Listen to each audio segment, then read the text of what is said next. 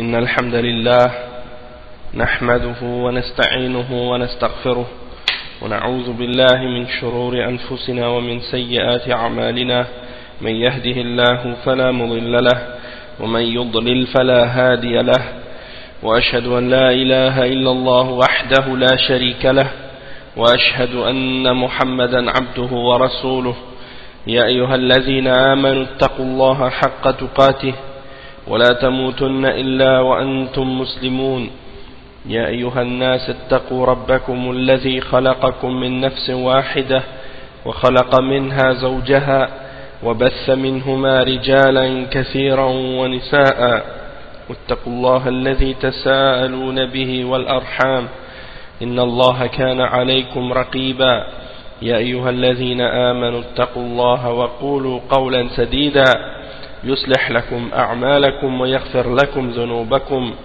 ومن يطع الله ورسوله فقد فاز فوزا عظيما أما بعد إن خير الكلام كلام الله وخير الهدي هدي محمد صلى الله عليه وسلم وإن شر الأمور محدثاتها وكل محدثة بدعة وكل بدعة ضلالة وكل ضلالة في النار أما بعد. Donc on commence aujourd'hui le cours numéro 7 dans la lecture de l'explication du livre Kashf al-Shubuhat, le sharh de Cheikh Salih al-Fawzan. Et on est arrivé donc à cette partie où le Cheikh répond aux questions qu'on lui pose. Donc on va lire les questions et les réponses et on va commencer la partie suivante de l'explication du matn de qu'est-ce qui suit. Donc Inch'Allah, la question, la première question, Man yaqulu tibbul qulub wa dawa'uha,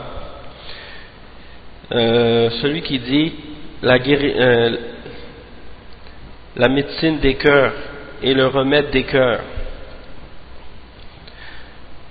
كلام الشيخ répond, il dit كلام ما هو بصحيح مجمل طب القلوب باتباع الشرع ودواؤها باتباع الشرع ولكن هذا طب بنفسه ودواؤها بنفسه وأنه ينفع ويضر وهذا ما يصلح هذا يوهم يكفي أن تقول اللهم صل على محمد وعلى آل محمد أو تقول اللهم صل على محمد النبي الأمي.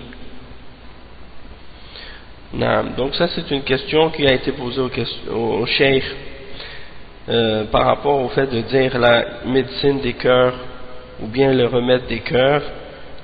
Et qu'est-ce que le cheikh veut dire exactement par ça? Il dit que c'est une parole qui est ambiguë, que c'est pas correct de dire ça parce que c'est une parole qui peut avoir plusieurs significations. Il dit que le remède des cœurs c'est uniquement en suivant la charia et la guérison des cœurs c'est uniquement en suivant les règles de la révélation. Donc ça c'est un remède en lui-même et c'est une guérison en soi. Donc, qu'est-ce qu'il dit par la suite? Allahu A'lam, j'ai pas bien compris, j'ai pas bien saisi la signification de qu'est-ce qu'il voulait dire par la suite. Ensuite, l'autre question, yuhkamu alayhi bil kufr am la? Est-ce qu'on juge qu'il est dans le kufr ou non? Donc, je pense peut-être que dans cette partie-là, il y a des questions qui ont précédé probablement, ou des choses qui ont précédé qui n'avaient pas été enregistrées et puis à cause de ça, ça n'a pas été transcrit. Donc peut-être qu'il y a des parties des questions qui sont manquantes. Toutefois ici, ils disent la question c'est est-ce qu'on juge à son sujet qu'il est dans le kufr ou non? Et le cheikh il répond kufrun akbar mislu law salla lahum دعاهم أو استغاث بهم وهو يعتقد أنهم شفعاء ويدعوهم لا أنهم يخلقون أو يدبرون يدعوهم ليشفعوا هذا الشرك الأكبر. أما لو طاف بالقبور ويظن أنه مشروع ويقول إنما أقصد الله في طوافي ويقصد أنه مثل الكعبة يجوز الطواف به هذا شرك وبدعة وهذا نادر. فالطواف الذي يحصل منه الغالب أنهم يقصدون التقرب إليهم وهذا المعروف عنهم. Donc ici le cheikh il répond, il dit que c'est une forme de kufr akbar, comme si par exemple il priait à eux et il leur faisait des du'as et il les appelait à l'aide et au secours dans les moments de détresse, et qu'ils croient que ce sont des intermédiaires et qu'ils les invoquent non pas parce qu'ils peuvent créer ou qu'ils peuvent gérer, contrôler l'univers, ils les invoquent pour qu'ils puissent intercéder pour eux. Ça c'est une forme de shirk majeur. Et il dit, par contre, si la personne elle fait le tawaf, c'est-à-dire elle tourne autour des tombeaux et elle pense que ça c'est quelque chose qui est légiféré, et la personne dit je fais uniquement ça en me dirigeant vers Allah subhanahu wa ta'ala dans mon tawaf, et il fait ça de la même manière que à la Kaaba, et il pense que ça c'est permis de faire ce genre de tawaf. Cheikh il dit ça c'est shirk et bid'a, et ça c'est très rare parce que la majorité lorsque ils font ce genre de tawaf autour des tombes, ils le font avec l'intention de se rapprocher de ceux qui sont dans ces tombeaux là, et ça c'est ce qui est connu à leur sujet. Une autre question, هذا الذبح عند عتبة المنزل هل هو شرك؟ La question c'est, celui qui sacrifie un animal ou qui égorge un animal au seuil de la porte, sur le seuil de la porte d'une maison, est-ce que ça c'est shirk? Le cheikh il répond, al-jawab, هذا للجن هذا يفعلونه للجن هذا شرك أكبر هذا عبادة للجن. Donc le cheikh il dit ça, ils font ça pour le djinn, et c'est pour le djinn qu'ils le font, donc c'est une forme de shirk majeur. Ça fait partie de l'adoration des djinns. Et le cheikh il dit, après on lui pose la question, إذا كان التقرب للجن فقط, إذا كان, c'est comme si la personne elle continuait la question par rapport à la réponse que le cheikh il vient de répondre. Il lui dit هذا إذا كان التقرب للجن فقط, donc c'est-à-dire ça c'est si c'était dans le but de se rapprocher du djinn seulement. Et le cheikh il répond, al-jawab, la, hum yaquluna lil jinn, hum yaquluna lil jinn hatta yakuffuna sharrahum نذبح لهم حتى لا يؤذوننا في بيوتنا وهذا قصدهم وهذا يفعل في الجنوب ولكن زال والحمد لله. Le cheikh il répond, il dit que c'est pas nécessaire que la personne elle le fasse dans le but de se rapprocher du djinn seulement. Il dit non, parce que eux qu'est-ce qu'ils font en fait, c'est qu'ils disent au djinn, ou bien qu'est-ce qu'ils font comme sacrifice sur le pied de la maison, en disant qu'ils veulent repousser le mal du djinn. Donc ils égorgent pour les djinns l'animal, pour que les djinns ne leur fassent pas du tort dans leur maison. C'est ça leur but. Et ça c'est quelque chose qui était fait dans le sud, et maintenant ça a été enrayé maintenant. C'est-à-dire les gens maintenant ils le font plus, walhamdulillah. Sauf que dans d'autres pays musulmans, il y a des gens qui font ça. Quand ils construisent une maison ou ils font un projet de construction ou quelque chose comme ça, eh bien ils sacrifient ou ils égorgent un animal à cet endroit-là dans le but de calmer les djinns ou d'apaiser les djinns, ou de faire en sorte que les djinns ne leur fassent pas du tort ou des choses comme ça. Et donc ça c'est courant pour les catégories de personnes qui adorent les djinns. Ensuite, il y a une autre question qui a été posée au cheikh. كثير من الطلبة يفهم من الشرك أنه طلب قضاء الحاجة من الأموات, وأنه إذا طلب من الميت الشفاعة والدعاء يعني يدعو له يقول هذا ليس من الشرك لكن يكون بدعة. Donc l'autre question qui a été posée au cheikh, et ça c'est une question aussi importante, il dit que beaucoup d'étudiants, il comprend que le shirk c'est le fait de demander aux morts de régler nos besoins et de faire qu'est-ce qu'on a, de nous donner qu'est-ce qu'on leur demande.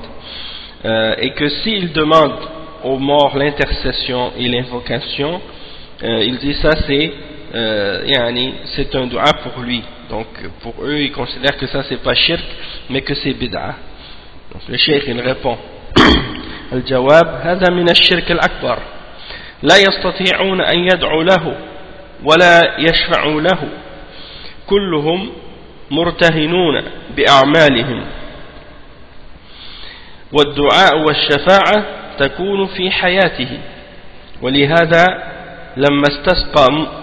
لما استسقى عمر بالصحابة لم يستسقي بالنبي صلى الله عليه وسلم يشفع لهم وإنما استسقوا بالعباس ويزيد بن الأسود وبالدعاء ولو كان هذا شرعي لاستقوا بالنبي صلى الله عليه وسلم وقالوا ادع لنا يا رسول الله. Donc la réponse à cette question, le cheikh il dit, si tu demandes à un mort de faire des doigts pour toi, ou tu demandes à un mort d'intercéder pour toi, ça c'est du shirk akbar. C'est pas seulement une bid'a, hein, c'est un shirk akbar, une forme de shirk majeur. Parce qu'ils ne sont pas capables d'invoquer pour toi, ni d'intercéder pour toi lorsqu'ils sont morts. Eux, ils sont maintenant pris en otage par leurs œuvres. C'est-à-dire du moment qu'ils sont morts, c'est-à-dire ils sont pris en otage eux-mêmes par leurs œuvres, par les actions qu'ils ont faites. Et ensuite il dit, l'invocation et l'intercession, ça c'est durant leur vie, quand ils étaient vivants. On pouvait leur demander durant leur vie d'intercéder pour nous ou de faire des doigts pour nous. Mais lorsqu'ils sont morts, on ne peut plus leur demander et ils ne peuvent plus faire rien pour nous. C'est pour cette raison-là que lorsque Omar ibn al-Khattab radiallahu anhu, lorsqu'il avait besoin de faire al-istisqa, hein, de demander à Allah subhanahu wa ta'ala pour la pluie, eh bien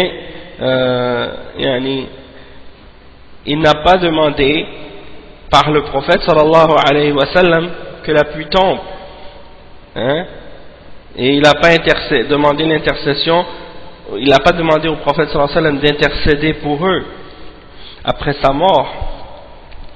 Qu'est-ce qu'il a fait? Il est allé voir l'oncle du prophète, Al-Abbas, et il est allé voir dans une autre occasion c'était Yazid ibn al-Aswad, et c'est eux qui ont fait les du'a, et c'est à eux qu'ils ont demandé de faire la demande de la pluie, et par l'invocation également. Donc si c'était légiféré dans l'islam de faire la demande de la pluie par le prophète sallallahu alayhi wa sallam même après sa mort, alors Omar ibn al-Khattab n'aurait pas demandé à des gens qui sont vivants, il n'aurait pas laissé le prophète Mohammed sallallahu alayhi wa sallam, hein, il aurait dit directement au messager d'Allah, demande pour nous, invoque pour nous, hein. Donc ça c'est un exemple, hein, comment on répond à ces questions-là. Une autre question qui a été posée au cheikh, Su'al, Ya Cheikh, سيدي عبد القادر الجيلاني هذا الذي ذكره شيخ الإسلام كان في أي سنة؟ الجواب أظنه في القرن السادس. ما ذكر الشيخ محمد بن عبد الوهاب عن الشيخ عبد القادر شيء؟ الجواب من العلماء له أغلاط وله أخطاء مثل غيره، نسأل الله أن يوفق الجميع.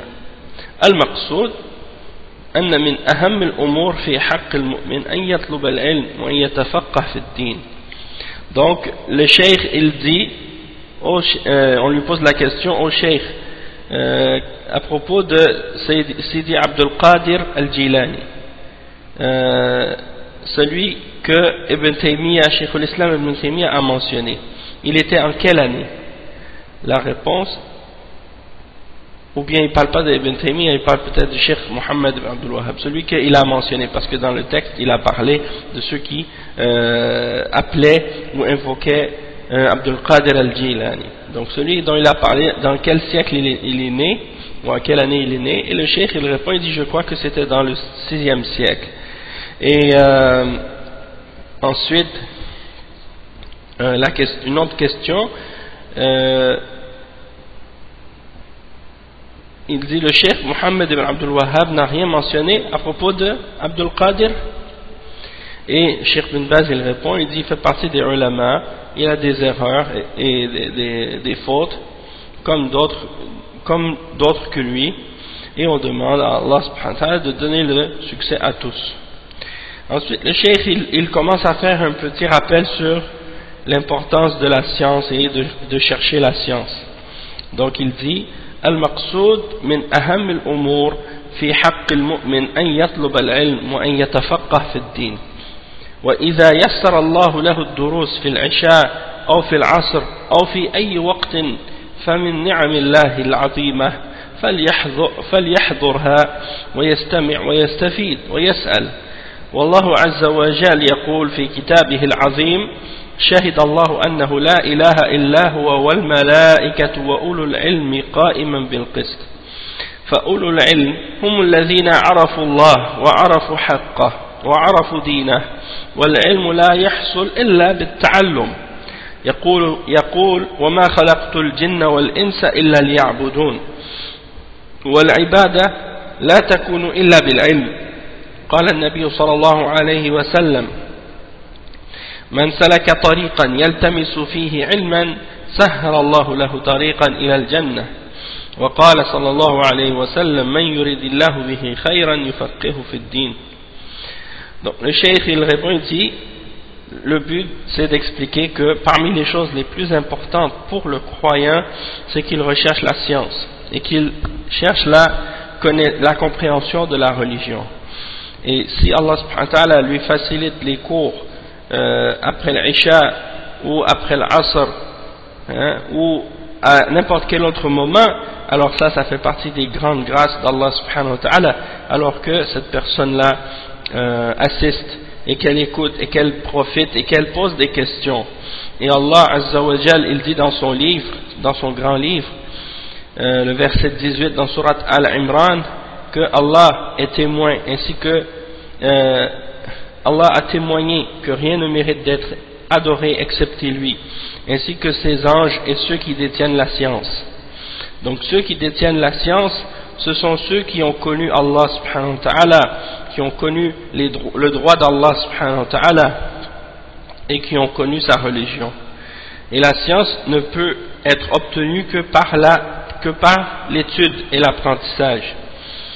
Il mentionne ensuite le verset 56 dans Surat Al-Zariyat, dans lequel Allah subhanahu wa ta'ala dit et je n'ai créé les djinns et les hommes que pour qu'ils m'adorent, et l'adoration ne peut être que par la science, c'est-à-dire tu ne peux pas adorer Allah sans la science. Et le prophète sallallahu alayhi wa sallam a dit celui qui emprunte un chemin dans lequel il obtiendra la science, eh bien Allah subhanahu wa ta'ala lui facilitera par ce chemin un chemin vers le paradis. Et il mentionne un autre hadith dans lequel le prophète sallallahu alayhi wa sallam a dit celui à qui Allah lui veut du bien, il lui facilite, il lui donne la compréhension de la religion. Celui à qui Allah lui veut du bien, il lui donne la compréhension de la religion. Le cheikh dit ensuite فَالتَّفَقُّهُ فِي الدِّينِ هو طريق العبادة وهو طريق السعادة وهو طريق معرفة ما يحبه الله وما يكرهه الله وما أوجبه الله وما نهى الله عنه فكل مكلف من جن وإنس يلزمه التعلم والتفقه في كل ما لا يسعه جهله حتى يعرف ما خلق له من طاعة الله وما نهى عنه من معاصي الله وحتى يعبد الله على بصيرة.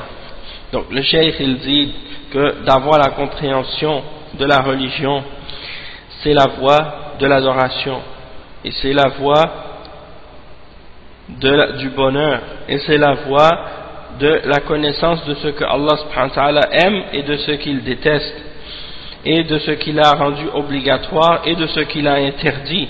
Donc toute personne qui atteint l'âge de responsabilité et de compréhension et de conscience, qu'il soit un djinn ou qu'il soit un être humain, il est obligatoire pour lui, il s'impose à cette personne d'étudier et d'apprendre sa religion et de connaître et d'apprendre et de connaître tout ce qu'il n'a pas le droit d'ignorer, hein, pour qu'il puisse savoir la chose pour laquelle ou le but pour lequel il a été créé, hein, comme parmi les différentes formes d'obéissance d'Allah et la connaissance de ce que Allah lui a interdit parmi les péchés et la désobéissance d'Allah, et pour qu'il puisse adorer Allah subhanahu wa ta'ala avec compréhension.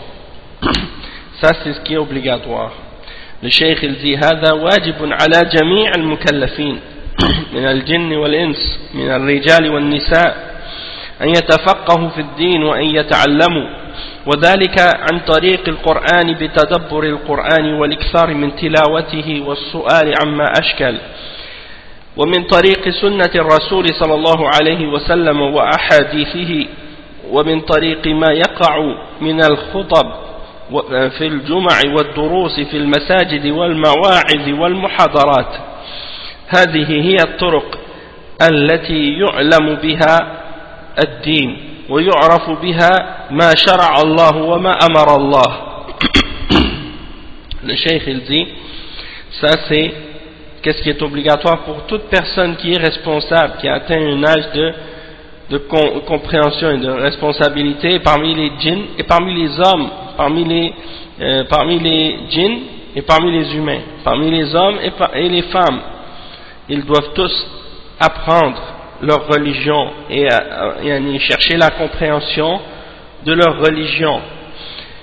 Et ça se fait par le chemin de la lecture du Coran avec méditation, hein, et c'est-à-dire que tu lis le Coran et tu essaies de le comprendre, tu essaies de réfléchir sur sa signification et tu le récites constamment et régulièrement, et tu demandes des questions au sujet de ce que tu ne comprends pas dans le Coran. Et également ça se fait par la voie de la sunna du messager sallallahu alayhi wa sallam et la lecture de ses hadiths, hein? Et également ça se fait par la voie des discours de la prière du vendredi, lorsque tu vas écouter l'imam dans les discours du vendredi et dans les cours dans les mosquées qui se donnent, de même que les exhortations et les conférences. Toutes ces méthodes, toutes ces techniques sont des moyens pour obtenir la compréhension et la science de la religion, et dans le but de connaître ce que Allah subhanahu wa ta'ala a révélé et légiféré et ordonné. Le cheikh il dit ensuite فالواجب على المكلفين أن يجتهدوا في هذه الأشياء حتى يعلموا ما أوجب الله عليهم وما حرم الله عليهم وأعظم ذلك وأيسره وأسأله العناية بالقرآن. يستطيع يقرأ القرآن في بيته ويتدبر ويتعقل، وكذلك يسمع إلى إذاعة القرآن فيها قراء مجيدون، فيها مواعظ. إذاعة القرآن فيها خير كثير عظيم، فيها مواعظ وفيها محاضرات وقراءة القرآن والتفسير، ونور على الدرب في الساعة التاسعة والنصف ليلا خير عظيم. Le cheikh il dit qu'il est obligatoire à toute personne qui atteint l'âge de conscience, de responsabilité, il doit faire des efforts pour apprendre et pour comprendre ce que Allah a rendu obligatoire pour lui et ce qu'il a interdit, ce qu'il lui a interdit. Et parmi les choses encore plus grandes et plus faciles encore, il y a par exemple le fait de se préoccuper et de s'attacher au Coran. Et toute personne est capable de lire le Coran dans sa maison et de réfléchir sur sa signification. De même que la personne peut écouter la radio, la station Ida'atul Qur'an en Arabie Saoudite, et dans cette station de radio il y a des récitateurs qui récitent très bien, et il y a aussi des exhortations. Et Ida'atul Qur'an, cette station de radio, il y a dedans un grand bien, et il y a des exhortations, des conférences, de la récitation du Coran et de l'explication du Coran, de tafsir Et il y a également l'émission Nourun ala Darb qui passe à 9h30 le soir, et il y a dans cette émission un grand bien. C'est une émission où les ulama assistent et on leur pose des questions sur toutes sortes de sujets, de questions sur différentes choses, et eux ils répondent directement. Donc ça c'est une émission très très intéressante aussi. Après le cheikh il dit فيجب على أهل العلم ويجب على العامة أن يتعلموا الرجال والنساء الجن والإنس. الجن خلقوا لها والإنس خلقوا لهذا. الجن خلقوا لهذا والإنس خلقوا لهذا. فعلى الإنس والجن جميعا أن يتعلموا ويتفقهوا في الدين وأن لا يتساهلوا في هذا الأمر، سواء كانوا رجالا أو نساء، سواء كانوا معذورين أو غير معذورين من جهة الأمراض وغيرها. فالمعذور الذي لا يحضر الدروس في المساجد يسمع إذاعة القرآن، يسأل بالهاتف ويكتب إلى العلماء ويقول أشكل علي كذا، والآن يسر الله الهاتف فهو نعمة من الله، ويسأل عن طريق الهاتف ويسأل عن طريق المكاتبة، يوصي ثقة يقول اسأل فلان عما أشكل علي من كذا وكذا. وأيضا المرأة كذلك توصي أو تسأل بالهاتف أو تكتب، والأمور بحمد الله ميسرة، ولكن المصيبة الإعراض والغفلة وعدم المبالاة، هذه المصيبة، نسأل الله العافية. Donc le cheikh il dit il est obligatoire à tous, à toute personne, il dit aux hommes de science et aux gens du commun de chercher à apprendre, qu'ils soient des hommes ou des femmes, des djinns ou des humains. Les djinns ont été créés pour cela et les hommes ont été créés pour cela. Alors les hommes et les djinns tous doivent apprendre et chercher la compréhension de la religion, et ils ne doivent pas prendre ça ils ne doivent pas prendre ça à la légère et négliger cette chose, qu'ils soient des hommes ou des femmes, peu importe qu'ils soient excusés ou non à cause des maladies ou des choses de ce genre, c'est-à-dire qu'ils soient excusés de se présenter dans les cours ou non. La personne qui est excusée de ne pas assister au cours à la mosquée, il peut écouter la radio et écouter les durus qui se donnent à la radio, ou il peut téléphoner pour poser la question par téléphone, ou il peut écrire aux ulama et leur demander sur les questions sur des choses qui leur causent des problèmes ou qui est compliqué pour eux. Et le cheikh il dit qu'aujourd'hui Allah subhanahu wa ta'ala a facilité par le téléphone, et ça c'est une grande grâce de la part d'Allah subhanahu wa ta'ala. Il demande par téléphone ou il demande par écrit, ou bien il donne la charge à quelqu'un qui est de confiance et qui est fiable, pour que cette personne pose la question pour elle à propos de ce qu'il a comme difficulté à comprendre dans la religion. De même que la femme également, elle peut demander à quelqu'un de poser la question pour elle, ou bien elle peut elle-même demander la question par téléphone ou par écrit. Donc les choses sont facilitées à notre époque, et le problème, malheureusement, le malheur, c'est que beaucoup de personnes se détournent et sont indifférents et insouciants, et c'est ça le grand malheur. Nasalullah al-afiyah. Donc ça c'était un bon rappel du Cheikh Ibn Baz à propos de l'importance de la quête du savoir et de la science de l'islam. Ensuite, il y a d'autres questions qui ont été posées. La question suivante: بالنسبة لدعوة القبوريين هناك ناس يخالفون ويقولون نحن ندعوهم إلى الله عز وجل ومع ذلك يطوفون معهم، فهل هذه الطريقة صحيحة وهل منهجهم صحيح؟ On a posé la question au cheikh à propos de la da'wa de ceux qui sont en train d'adorer les tombes.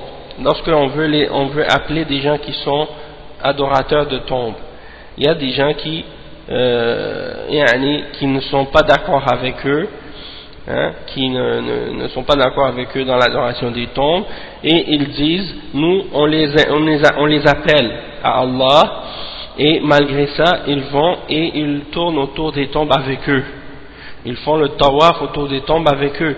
Est-ce que cette méthode elle est bonne? Est-ce que leur méthodologie elle est correcte?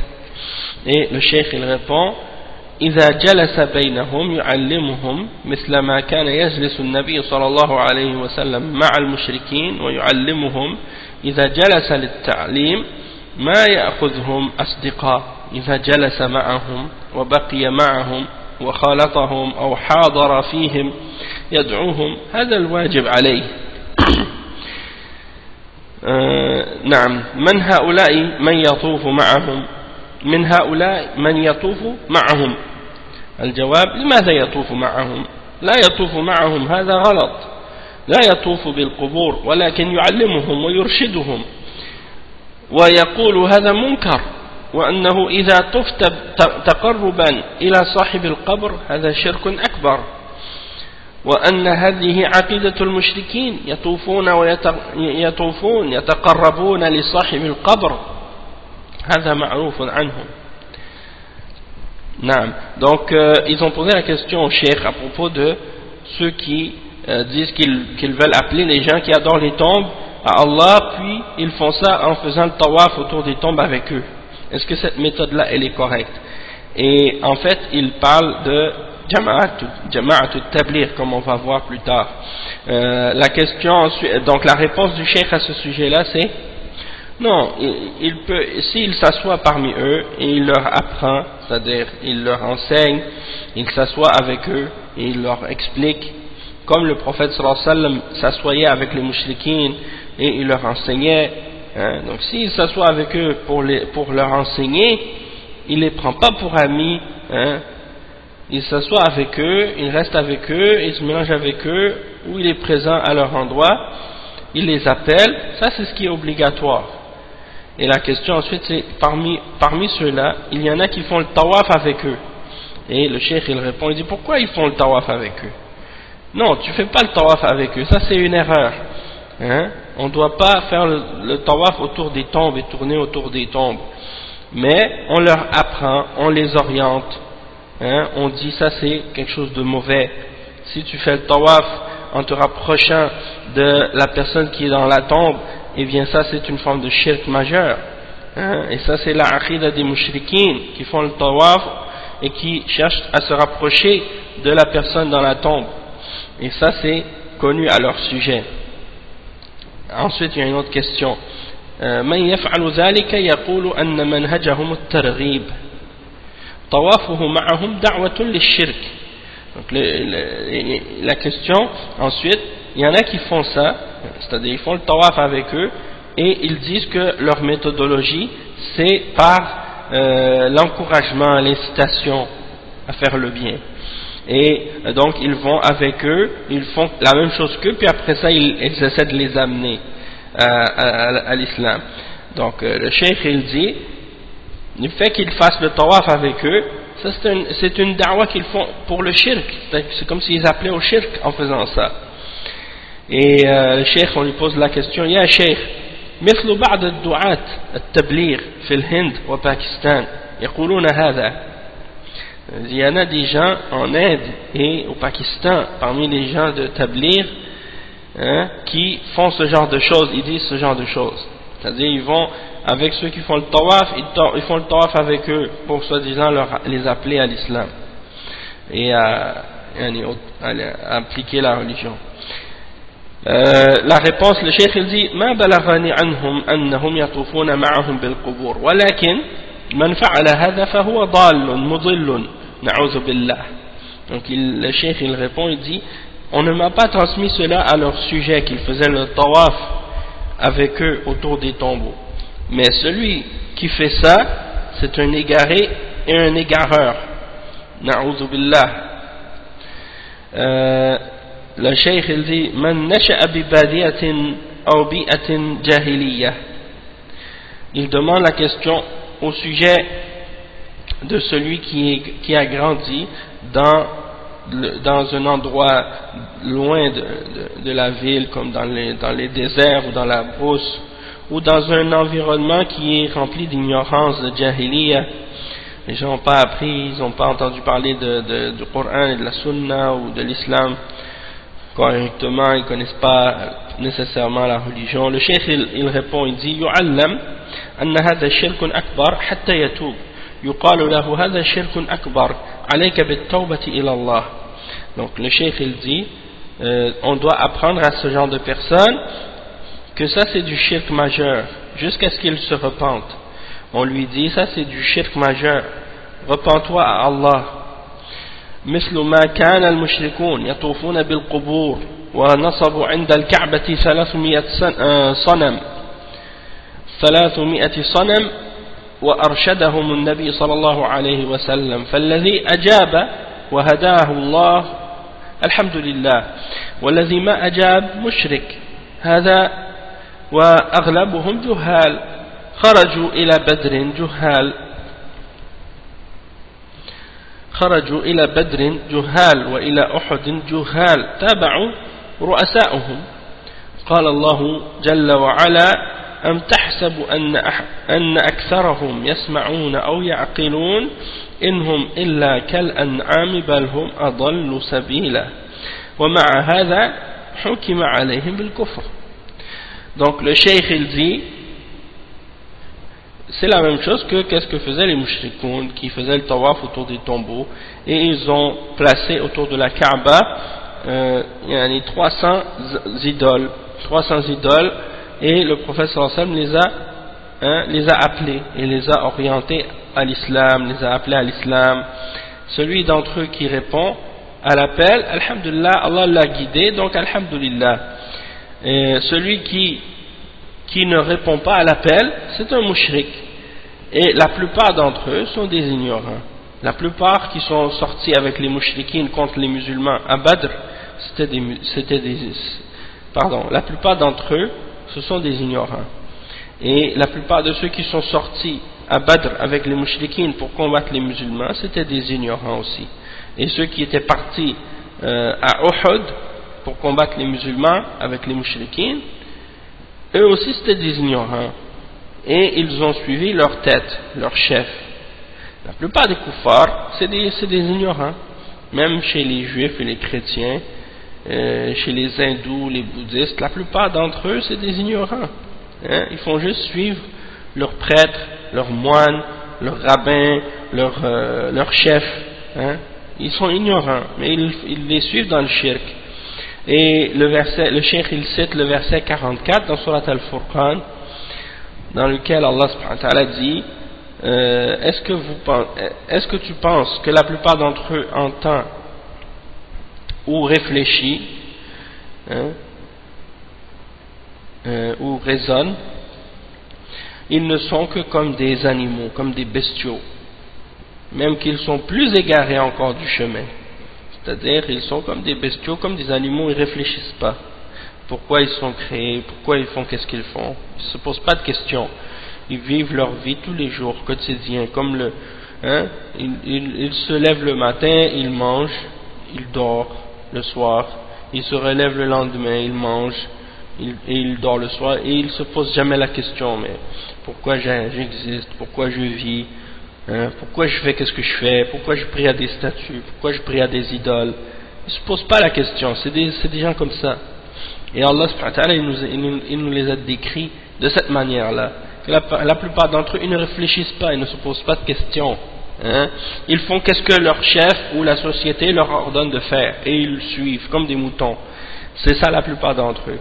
Et le cheikh il dit, en terminant, il dit وَمَعَ هَذَا حُكِمَ عَلَيْهِمْ بِالْكُفْرِ. Et malgré cela, Allah subhanahu wa ta'ala a jugé que ce sont des gens qui sont dans le kufr, malgré l'ignorance. Donc l'ignorance ici, c'est pas quelque chose qui empêche qu'on dise de ces mouchrikines là que ce sont des gens qui sont dans le kufr. Donc c'est ça que le cheikh explique ici. Parce qu'il y a des gens qui vont dire par exemple, non, les chrétiens c'est pas des kuffars parce qu'ils sont ignorants, les juifs c'est pas des kuffars parce que c'est des ignorants. les bouddhistes c'est pas des kuffars parce que c'est des ignorants. Les gens qui adorent les tombes c'est pas des kuffars parce que c'est des ignorants. Donc à la base ce sont tous des ignorants, mais malgré tout Allah subhanahu wa ta'ala les avait décrits comme étant des kuffars et des mushrikines. Donc c'est ça le raisonnement que le cheikh essaie de mentionner. سؤال ما ذكره الشيخ التويجري في جماعة التبليغ.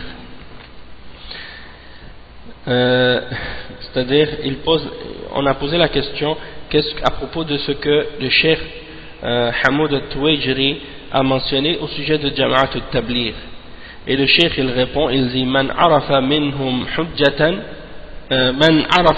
hujjatun ala man lam ya'rif wa man alima minhum yakunu hujja. Donc le cheikh bin Baz il répond, il dit celui qui a su il est une preuve sur celui qui n'a pas eu la connaissance, ou celui qui ne sait pas. Celui qui sait est une preuve contre celui qui n'a pas de connaissance. Celui qui sait est une preuve. Donc c'est-à-dire que Cheikh Hamoud al-Tuwayjiri il a écrit un livre sur Jama'at al-Tabligh, il a mentionné leurs égarements et leurs fausses croyances, leurs fausses pratiques, leurs bid'a, hein, et donc lui il s'est basé sur des connaissances qu'il avait à propos de Jama'at al-Tabligh. Et donc étant donné que il avait plus de connaissances sur eux que d'autres, eh bien ce qu'il a dit c'est une preuve par rapport à celui qui est ignorant à leur sujet, ou qui a des informations à leur sujet mais qui ne sont pas complètes, parce qu'il y a beaucoup de gens comme ça, ils se basent sur des connaissances limitées ou incomplètes, et puis après le Cheikh Hamoud al-Tuwayjiri c'est un exemple parmi les ulama qui ont mentionné les égarements de Jama'at al-Tabligh dans un livre qu'il a écrit à leur sujet, et il y a d'autres ulama aussi qui ont parlé. Cheikh Ibn Baz au début on lui avait donné des informations à propos de Jama'at al-Tabligh et on leur avait mentionné du bien, et donc il disait certaines choses de bien par rapport à eux. Quand on lui posait la question à propos de Jama'at al-Tabligh au début, c'est ce qu'il disait, certaines qui sont du bien, puis qu'il faut les encourager, et ainsi de suite. Puis après par la suite il a dit, mais la plupart d'entre eux ce sont des ignorants et ils ne connaissent pas la Aqidah, donc personne ne doit sortir avec eux excepté les gens qui ont de la science, pour leur enseigner. Et puis par la suite il a dit, quand on lui a posé la question à propos de Jama'at al-Tabligh et des Ikhwan, à la fin, avant de mourir, il a dit qu'ils font partie des 72 sectes d'égarement qui sont menacés de l'enfer. Donc c'est pour dire que le cheikh il avait répondu selon la science, et selon la science qu'il possédait à l'époque. Et il y a le cheikh Falah Ismail qui a expliqué une histoire à ce sujet-là, à propos de, je pense, de Cheikh Mohammed Aman Al-Jami et d'autres shuyukh. C'est qu'il y avait une visite qui avait été organisée par certains ulama pour visiter le centre de Jama'at al-Tabligh. Et étant donné que c'était une visite organisée, qu'est-ce qui est arrivé? C'est qu'ils ont préparé tout pour la visite de ces shuyukh-là, pour leur montrer la meilleure image. Alors qu'est-ce qu'ils ont fait? Ils ont organisé des durus dans Sahih al-Bukhari, dans la mosquée, et ils ont montré toutes des bonnes choses de qu'est-ce qu'ils font, comme si pour montrer qu'ils sont sur la sunna. Et donc quand ils sont arrivés là-bas, les shuyukh ont vu des bonnes choses. Alors quand ils sont retournés, ils ont fait un bon rapport sur Jama'at al-Tabligh et ils ont mentionné ce qu'ils ont vu. Donc ça c'était organisé, c'était arrangé.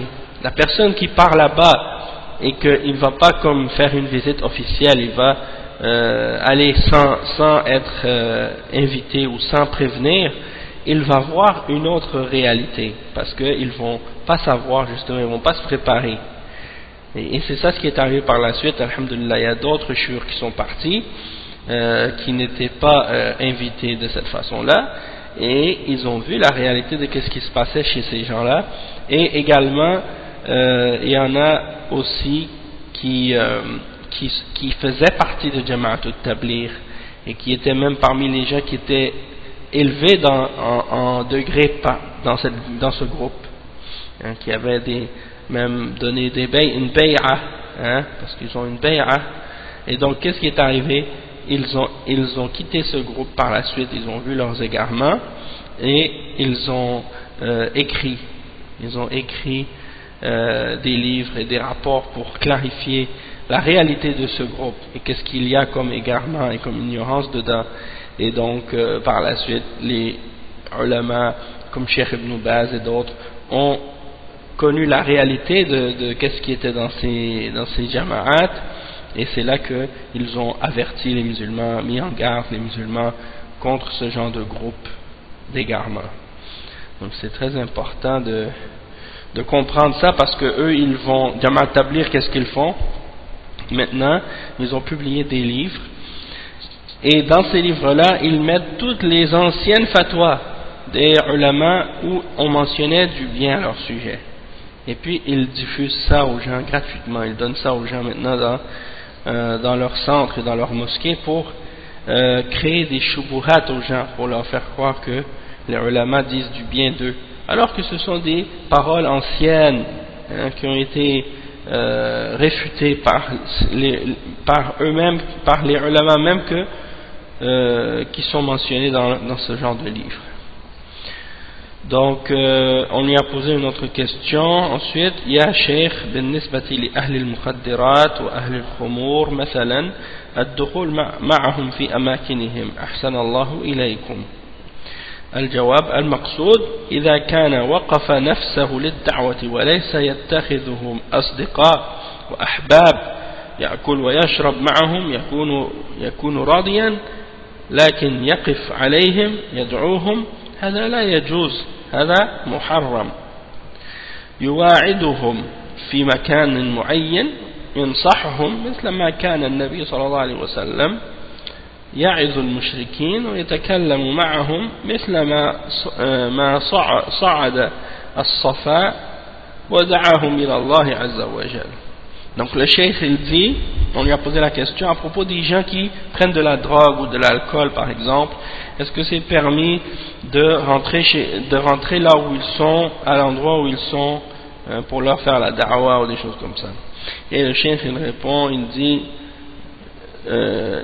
qu'est-ce qu'il faut comprendre, c'est que la personne si elle vient puis elle leur fait la da'wa, il les prend pas, elle ne doit pas les prendre comme devenir amie avec eux comme ça, puis commencer à s'asseoir avec eux, manger, boire et être satisfait de ce qu'ils font.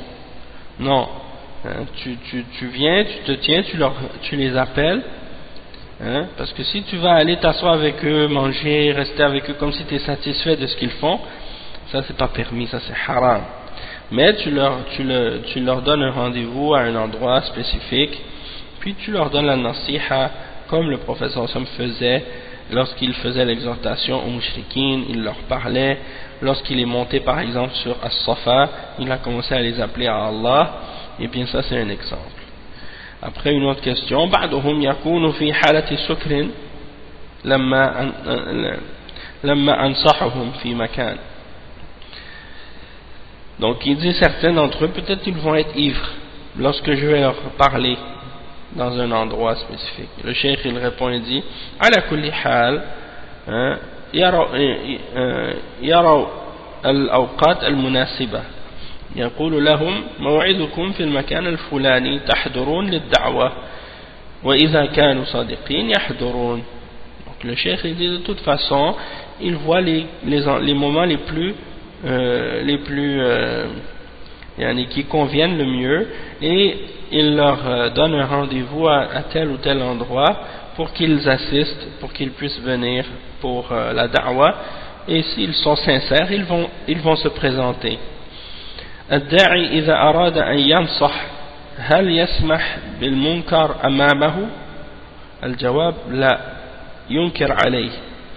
Donc la personne qui fait la question c'est la personne qui fait la da'wa, si elle veut donner la nasiha, est-ce qu'il peut permettre qu'on fasse le munkar, qu'on fasse le péché devant lui? Le cheikh il répond, il dit non, il n'accepte pas, il ne doit pas accepter qu'on fasse le péché devant lui, il doit condamner ce péché-là. As-su'al, la question suivante, at-tawaf bil-Ka'ba, لما كان المشركون يطوفون بها كانوا يقصدون الأصنام 360 صنما أو ماذا كانوا يقصدون؟ الجواب ما أدري والله، هم يعبدونهم للتقرب إليهم، أما الطواف الله أعلم، لكن هم ما نصبوها إلا ليتقربوا إليها ويتشفعون بها. Donc on a posé la question au cheikh au sujet du tawaf qu'il faisait autour de la Kaaba, les mushrikoun. Il dit, est-ce que lorsqu'ils faisaient le tawaf autour des tombes, est-ce qu'ils avaient comme intention les 300 idoles qui étaient autour, les 360 idoles qui étaient autour, ou bien c'était pas ça leur intention? Et le cheikh il répond, il dit je sais pas, par Allah je sais pas, mais il les adorait et il cherchait à se rapprocher de ces idoles. En ce qui concerne le tawaf, Allahu a'lam, mais ils les ont installés là, les idoles, uniquement pour se rapprocher par celle-ci et pour demander l'intercession. Une autre question ensuite c'est مثل دعاة القبور لو أرسلنا إليهم أشرطة كتيبات عن التوحيد الجواب هذا ينفع هذا من سبل الدعوة.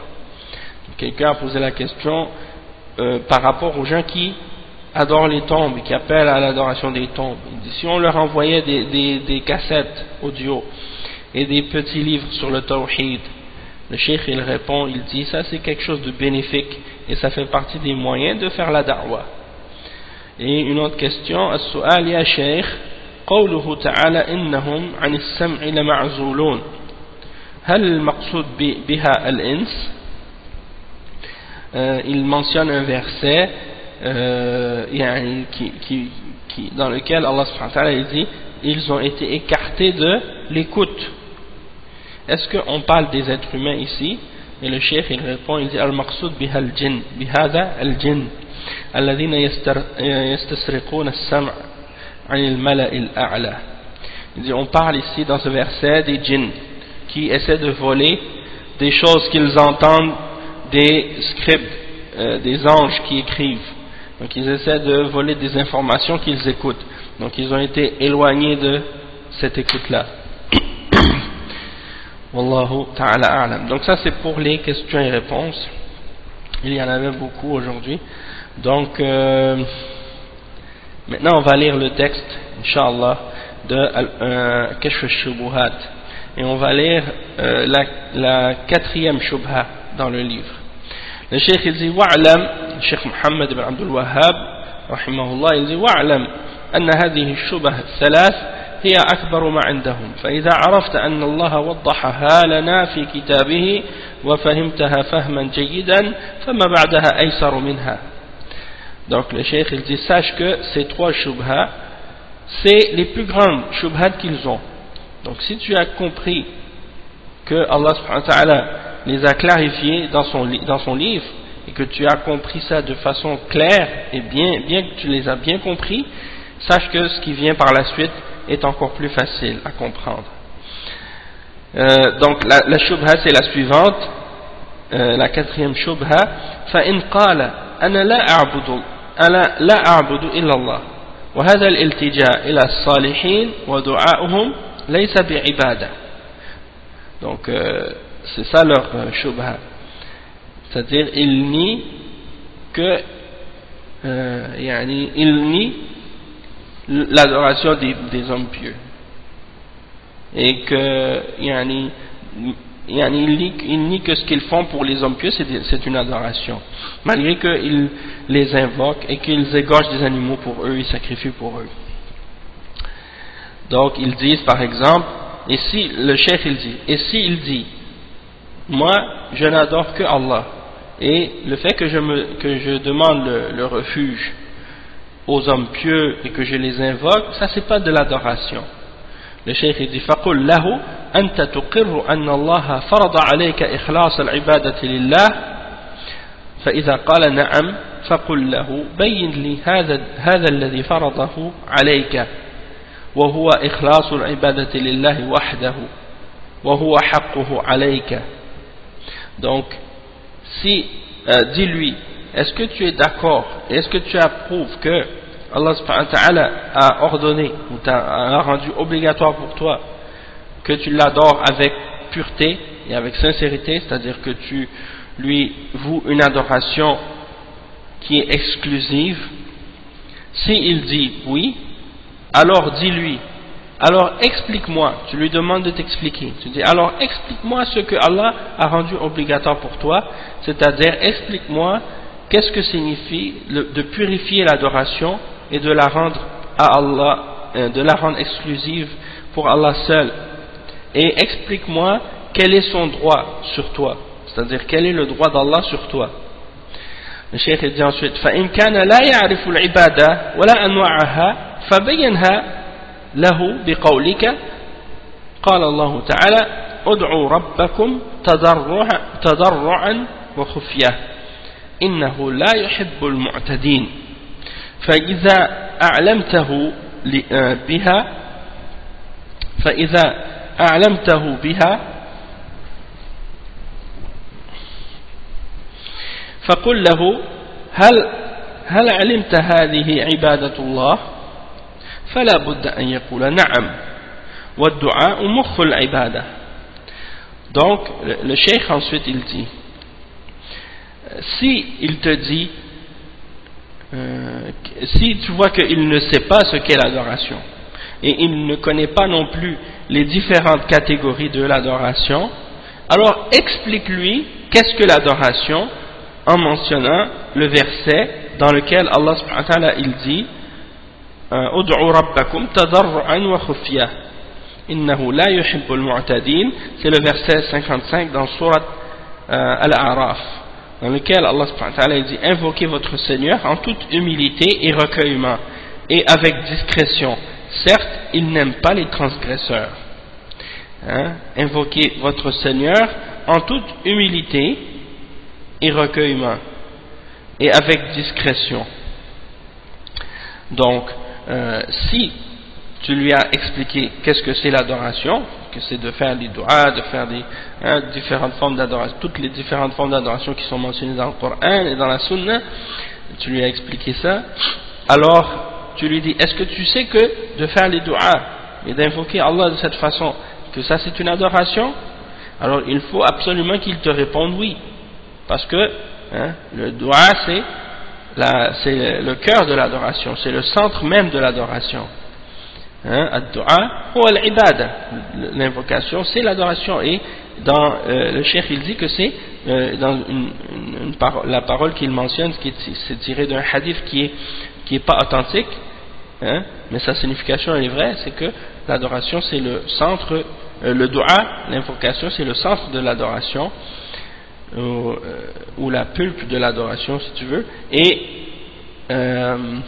il y a une autre narration qui est authentique qui dit ad-du'a huwa al-ibada, le du'a c'est l'adoration. Donc c'est pour dire que s'il dit que l'invocation c'est de faire des invocations pour les hommes pieux, c'est pas une adoration, tu lui mentionnes qu'est-ce que c'est l'adoration et tu lui mentionnes ce verset là, tu lui expliques, si tu ça, est-ce que c'est pas une adoration? Il faut qu'il dise oui. Le cheikh il dit ensuite فَقُلْ لَهُ إِذَا أَقْرَرْتَ أَنَّهَا عِبَادَةٌ وَدَعَوْتَ اللَّهَ لَيْلًا وَنَهَارًا خَوْفًا وَطَمَعًا ثُمَّ دعوت في تلك الحاجة نبيا أو غيره هل أشركت في عبادة الله غيره؟ فلا بد أن يقول نعم. فقل له فإذا علمت بقول الله تعالى فصل لربك وانحر وأطعت الله ونحرت له هذا عبادة؟ فلا بد أن يقول نعم. فقل له إذا نحرت لمخلوق نبي أو جن أو غيرهما هل أشركت في هذه العبادة غير الله فلا بد أن يقر ويقول نعم. فقل له أيضا المشركون الذين نزل فيهم القرآن هل كانوا يعبدون الملائكة والصالحين واللات وغير ذلك فلا بد أن يقول نعم. فقل له هل كانت عبادتهم إياهم إلا في الدعاء والذبح والالتجاء ونحو ذلك وإلا فهم مقرون أنهم عبيده وتحت قهره وأن الله هو الذي يدبر الأمر ولكن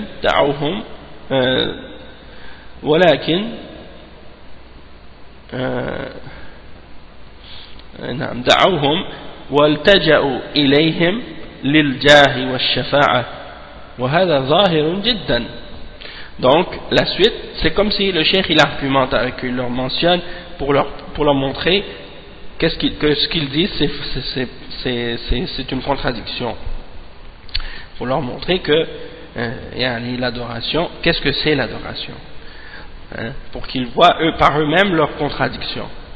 Donc il dit, donc si tu as su que c'est une adoration et que tu invoques, tu as su que l'invocation c'est une adoration, tu es d'accord avec ça, et que tu invoques Allah nuit et jour par crainte et par espoir, puis que par la suite tu invoques pour avoir un besoin quelconque un prophète ou autre, est-ce que dans ce cas-là tu as associé avec Allah dans son adoration? Est-ce que tu as associé avec Allah autre que lui dans l'adoration? Il faut absolument qu'il te réponde oui. Et tu lui dis ensuite, et si tu as su que Allah a dit dans le verset 2 dans Surat Al-Kawthar, et prie pour ton Seigneur et sacrifie pour lui, immole pour lui, et que tu obéis à cet ordre d'Allah et que tu vas immoler ou sacrifier un animal, est-ce que ça c'est une adoration que tu as fait? Et il faut absolument qu'il te réponde oui. Alors dis-lui, et si tu as égorgé un animal ou sacrifié un animal pour une créature, un prophète ou un djinn ou autre, est-ce que dans ce cas-là tu as associé avec Allah dans son adoration autre que Allah? Tu as associé d'autre que Allah avec Allah dans l'adoration? Il faut absolument qu'il te réponde oui. Alors tu lui dis également, et les mushrikoun à l'époque du prophète sallallahu alayhi wa sallam, ceux sur qui le Coran a été révélé, c'est-à-dire ceux au sujet de qui le Coran a été révélé, Allah a parlé dans le Coran, est-ce qu'ils adoraient les anges? N'est-ce pas qu'ils adoraient les anges et les hommes pieux et Allah et d'autres également? Il faut absolument qu'ils répondent oui. Alors dis-lui, est-ce que leur adoration pour ces différentes créatures était autre que l'invocation, le sacrifice et la recherche de chercher le refuge en ces créatures-là, et ainsi de suite, parce que sinon, eux, ils étaient d'accord, ils acceptaient le fait qu'ils sont des esclaves d'Allah et qu'ils étaient sous l'emprise d'Allah subhanahu wa ta'ala, et que Allah subhanahu wa ta'ala c'est lui qui gère tout et qui contrôle tout dans l'univers. Mais ils les ont invoqués et ils se sont tournés vers ces créatures-là pour demander la protection et le refuge, parce qu'ils ont un statut et parce qu'ils demandent l'intercession. Et ça c'est très très apparent, très clair. Donc c'est ça leurs arguments. Les mêmes arguments que vous, c'est-à-dire vous les gens qui adorez les tombes, que vous présentez. Vous présentez les mêmes arguments que les mouchriquines à l'époque du prophète sallallahu alayhi wa sallam. Donc maintenant le cheikh bin Baz, il va expliquer maintenant qu'est-ce que le cheikh Mohammed ibn Abdul Wahhab vient juste de clarifier. Donc il dit Bismillahir Rahmanir Rahim, Alhamdulillah wa sallallahu wa sallam ala rasulihi wa ala alihi wa sahbihi wa sallam tasliman amma ba'd. فإذا عرفت أن هذه الشبه الثلاث قد بان بطلانها وهي أكبر ما عندهم، عرفت أن ما بعدها أهون منها. قدم الشبه الثلاث. Donc le cheikh il dit, donc après l'introduction, au nom d'Allah, tout miséricordieux, le très miséricordieux, louange à Allah et paix et salut sur le prophète Mohammed sallallahu alayhi wa sallam, sur ses compagnons et sur sa famille,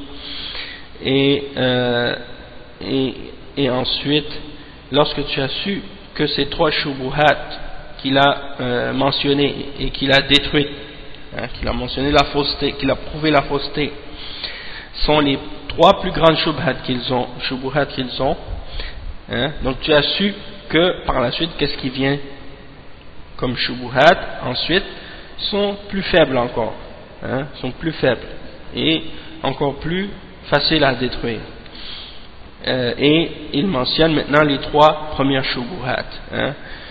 قدم الشبه الثلاث قوله كون المشركون يشركون مع الله في الخلق والرزق وأنا لا أشرك بالله شيئا أعرف أن الله هو الخالق الرزاق بين له أنهم ما أشركوا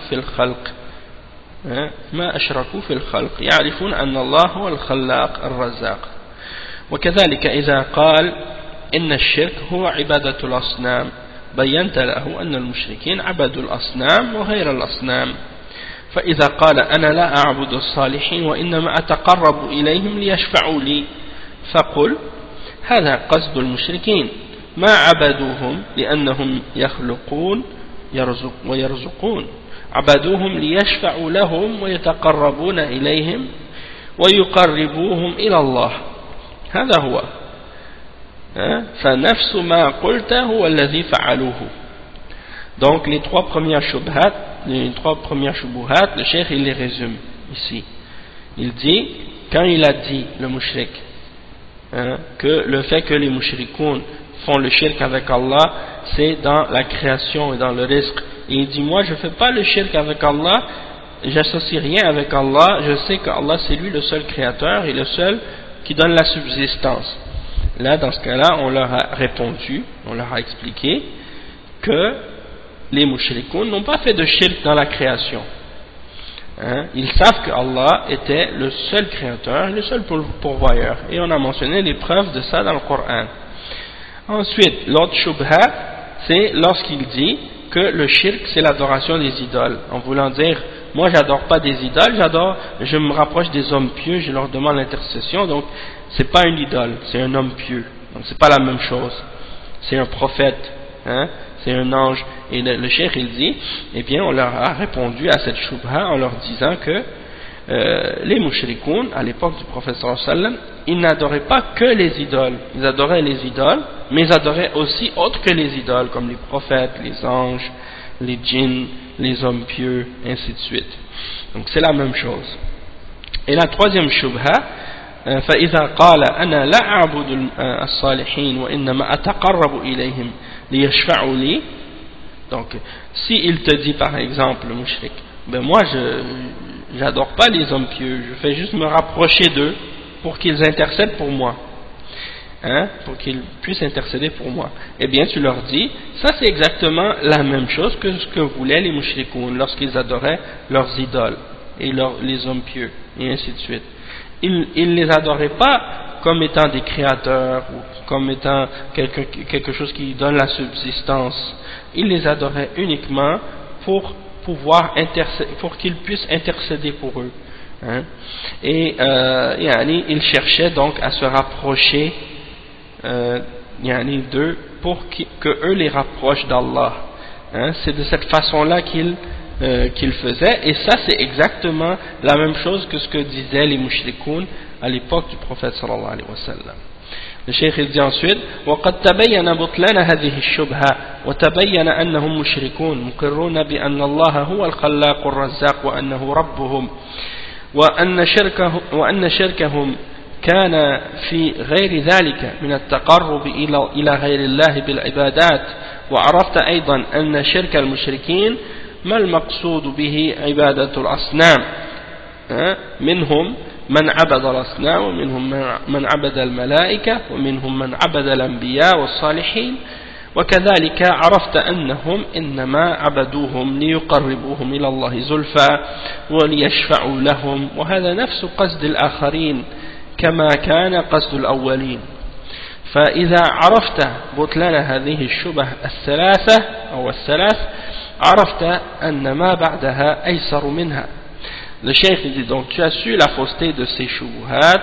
On a clarifié que les mushrikoun ils affirmaient que Allah c'est lui le seul créateur, le seul qui donne la subsistance et qu'il est leur Seigneur, et que leur shirk n'était pas dans le fait de croire que c'est ceux qu'ils adorent en dehors d'Allah peuvent créer ou donner la subsistance ou ainsi de suite, mais c'était dans le fait de se rapprocher à autre que Allah par des formes d'adoration qu'il leur offre, qu'ils offraient à ces créatures. Et tu as su également que le shirk des mushrikines n'avait pas pour objectif uniquement les idoles, et que parmi eux il y en a qui adoraient les idoles, mais que ce n'était pas seulement les idoles qu'ils adoraient. Parmi eux il y en a qui adoraient les anges, d'autres qui adoraient les prophètes, et d'autres qui adoraient les hommes pieux. De même que tu as su aussi que ils les adoraient uniquement pour qu'ils se rapprochent, pour qu'ils les rapprochent un peu plus d'Allah et pour qu'ils intercèdent pour eux auprès d'Allah. Et ça c'est le même but que les adorateurs d'idoles et de tombes aujourd'hui ont comme intention lorsqu'ils se rapprochent des hommes pieux. Donc c'est exactement la même chose, c'est-à-dire que ce que les mushrikoun à l'époque faisaient, c'est la même chose, et l'intention qu'ils avaient, c'est la même intention que les mushrikoun d'aujourd'hui. Ok? Donc le cheikh il dit, si tu as compris ces trois shubuhat et que tu as compris comment répondre à ces trois shubuhat, eh bien qu'est-ce qui suit? Eh bien c'est encore plus facile à réfuter.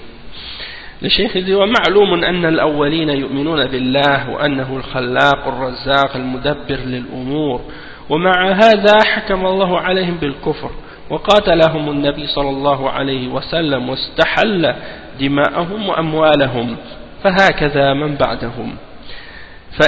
Donc le cheikh il dit on a su également que les premiers parmi les mushrikoun ils croyaient en Allah et qu'ils croyaient que c'était lui également qui est le seul créateur, le seul qui donne la subsistance et qui contrôle tout ce qui se passe dans l'univers, tout l'univers. Donc malgré ça Allah les a jugés comme étant dans le kufr, et le prophète Mohammed sallallahu alayhi wa sallam les a combattus pour ça et a rendu leur sang et leurs biens licites, et de même que ceux qui sont venus par la suite parmi les gens qui faisaient le shirk, ils ont été combattus. Donc le cheikh il dit فإذا قال أنا لا أعبد إلا الله فقل له ما معنى العبادة فسر. Donc s'il te dit moi j'adore pas autre que Allah, j'adore que Allah, tu lui demandes c'est quoi l'adoration, explique-moi qu'est-ce que c'est, parce que la plupart d'entre les gens qui font le shirk aujourd'hui, parmi les gens qui se disent musulmans qui adorent les tombes, si tu leur demandes c'est quoi l'adoration, ils ne savent pas qu'est-ce que c'est, donc c'est pour ça que tu leur réponds. S'ils nient qu'ils adorent autre que Allah, tu leur demandes ok d'accord, c'est quoi l'adoration, explique-moi c'est quoi. فإذا قال أنا أعتقد أن الله الخالق الرزاق فقل له مضى أن هذا أقر به المشركون يقرون بأن الله الخلاق أو الخالق الرازق وأنه ربهم ومدبر أمورهم. Donc le cheikh il dit, et si il te dit moi je crois que Allah c'est lui le créateur et celui qui donne le risque, alors tu lui dis on a déjà expliqué, on a déjà expliqué et on a déjà confirmé que les mushrikoun à l'époque ils affirmaient que Allah subhanahu wa ta'ala c'est lui leur créateur et celui qui donne la subsistance, et que c'est lui leur Seigneur, et que c'est lui qui gère tout dans l'univers et qui contrôle tout. On a déjà affirmé ça et confirmé ça. فإن قال أنا لا أعبد إلا الله ولكن أعتقد في الصالحين أنهم يشفعون ويقربون قل هذا هو الشرك الأولين. Fassir ma ma'na ibadatullah. Donc, s'il te dit par la suite, moi je n'adore pas excepté Allah, j'adore personne excepté Allah, mais je crois que les hommes pieux peuvent intercéder pour moi et qu'ils peuvent me rapprocher d'Allah. Alors tu lui réponds et tu lui dis, ça c'est exactement le shirk que faisaient les premiers mushrikines. Alors explique-moi, qu'est-ce que c'est la signification d'adorer Allah? C'est quoi adorer Allah? Tu lui demandes de t'expliquer.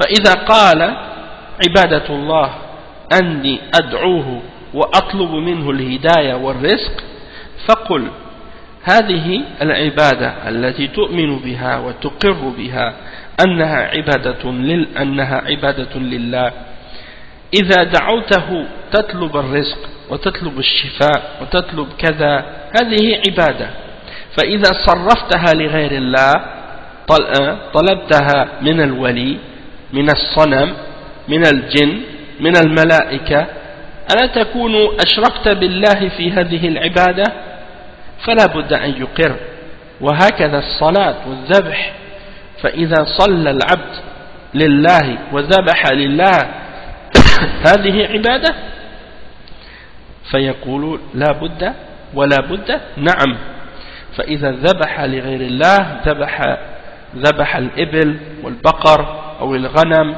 أو الأصنام أو صلى لها ذبح الإبل والبقر أو الغنم أو الأصنام أو صلى لها أو سجد لها ألم يكن عبادة لها فلا بد أن يقول نعم محجوج. Donc le cheikh il dit, donc explique-moi c'est quoi l'adoration. Alors la personne, si elle dit l'adoration d'Allah c'est que moi je l'invoque et je lui demande de la guidance et la subsistance, alors tu lui réponds cette adoration en laquelle tu crois et que tu affirmes que c'est une adoration d'Allah, si tu invoques Allah subhanahu wa ta'ala en lui demandant le risque, en lui demandant la guérison, en lui demandant quelque chose, une chose quelconque, tu es d'accord que ça c'est une adoration pour Allah. Donc si tu l'offres cette adoration à autre que à Allah, tu la demandes par exemple, tu demandes à un wali ou à une idole ou à un djinn ou à un ange, n'est-ce pas dans ce cas que tu as associé avec Allah dans son adoration? Et il doit absolument affirmer et confirmer que oui, il doit affirmer et confirmer. La même chose pour la salat, la même chose pour le sacrifice. Si le serviteur prie pour Allah, fait la salat pour Allah, sacrifie pour Allah, est-ce que c'est pas une adoration? Il faut absolument qu'il dise oui. Donc, si c'est une adoration pour Allah quand tu le fais pour Allah, donc si tu le fais pour autre que Allah, comme tu égorges un animal comme un chameau ou une vache ou un mouton pour les idoles, ou que tu pries à l'idole, ou que tu te prosternes à l'idole, n'est-ce pas que ça c'est une adoration pour l'idole? Il faut absolument qu'ils disent oui. Alors dans ce cas-là, tu l'as réfuté. Tu as établi la preuve contre lui dans ce cas-là. Pourquoi? Parce qu'il disait au début que ce qu'il faisait, c'est pas du shirk parce qu'il adore pas d'autre que Allah. Il dit moi j'adore pas d'autre que Allah. Donc ça c'est, là tu viens de lui faire affirmer et admettre que d'offrir à autre que Allah une adoration quelconque, c'est du shirk. Donc tu as le dessus sur lui maintenant. Tu as établi la preuve contre lui.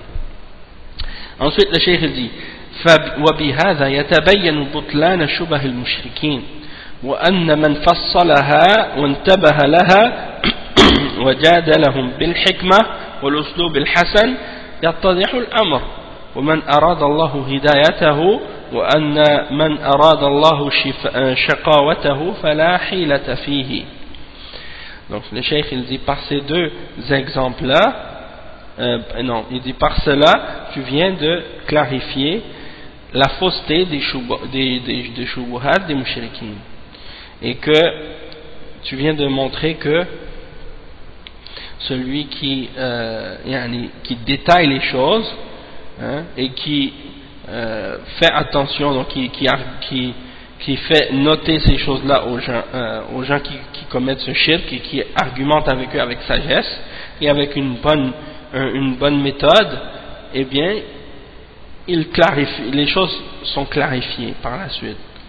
Et celui pour qui Allah veut la guidance, il sera guidé, et celui pour qui Allah veut le malheur, eh bien il ne peut pas s'en échapper, parce que c'est Allah qui guide. Ensuite, le cheikh il mentionne d'autres versets. Il dit Kama qala jalla wa ala wa ma tughni al-ayat wa an-nuzur an qawmin la yu'minun. وقال سبحانه إن الذين حقت عليهم كلمة ربك لا يؤمنون ولو جاءتهم كل آية حتى يروا العذاب الأليم. من استحكمت في حقه الشقاوة ما ينتبه يجحد يعاند ولو جاءته كل آية. فأبو جهل وعتبة ابن ربيعة وأشباههم جاءتهم الآيات فسر لهم النبي صلى الله عليه وسلم الآيات ولكن كفروا عن جحد وعناد، كما قال تعالى قد نعلم إنه ليحزنك الذي يقولون فإنهم لا يكذبونك ولكن الظالمين بآيات الله يجحدون هؤلاء كذبوا يجحدون. وقال في قوم فرعون وجحدوا بها واستيقنتها أنفسهم ظلما وعلوا. Donc le cheikh il mentionne des versets pour montrer que beaucoup d'entre les kuffars et les mushrikines, Allah subhanahu wa ta'ala les a égarés, et que c'est des gens orgueilleux et des gens qui rejettent la vérité après l'avoir connue, et avec compréhension, ils ont compris les preuves clairement, mais ils ont refusé de se soumettre par orgueil et par fierté. Il mentionne le verset 101 dans Surat Yunus. Il dit mais ni les preuves, Allah subhanahu wa ta'ala dit ce qui signifie, mais ni les preuves ni les avertisseurs parmi les prophètes ne suffisent à des gens qui ne croient pas. Il n'y a rien que tu peux faire pour faire comprendre aux gens qui ne croient pas ou qui ne veulent pas croire, peu importe tous les versets et les signes que tu leur amènes. Et il mentionne également les versets 96 et 97 dans Surat Yunus aussi. Ceux contre qui la parole, c'est-à-dire la menace de ton Seigneur se réalisera, ne croiront pas, même si tous les signes leur parvenaient, jusqu'à ce qu'ils voient le châtiment douloureux. Donc ceux pour qui Allah subhanahu wa ta'ala a prescrit et a prédestiné le châtiment, il n'y a rien qui peut les sauver. Et il dit Man istahkamat ou man istahkamat fi haqqihi shaqawa, celui pour qui Allah subhanahu wa ta'ala a décrété qu'il sera malheureux, parmi les malheureux, il va pas donner aucune attention aux signes.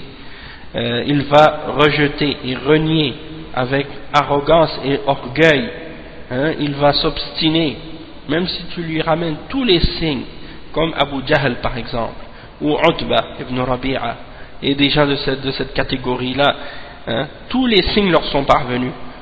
Et le prophète sallallahu alayhi wa sallam leur a lu les versets et leur a expliqué la signification de ces versets-là, et malgré tout ils ont rejeté la foi, ils ont renié et ils se sont obstinés contre la vérité.